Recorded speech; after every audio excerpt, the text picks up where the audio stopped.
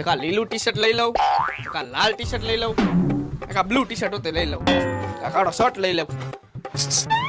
ઓલા ઉપર ધ્યાન રાખજે, ઈ મને એવું લાગે ચોર હે. એક પેન્ટ લઈ લઉં. હાલો ભાઈ, એટલી વસ્તુ લીધી. આ કેટલાની છે?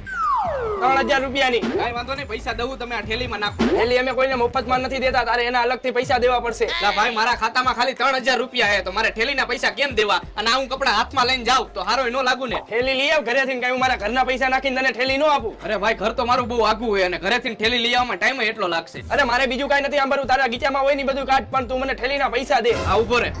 આ મારું ખાલી પાકીટ, આ મારી ગાડીની ચાવી, આ મારો રૂમાલ, અને આ મારી પાસે કોઈ પૈસા માંગે ને એના માટે. અરે ભાઈ નથી જોતા થેલીના પૈસા. સમજી ગયો, પણ તું બહુ મોડો સમજો. થેલીના તો શું, પણ હવે આ કપડાના પૈસા નથી દેવા. ફટાફટ કર પેક.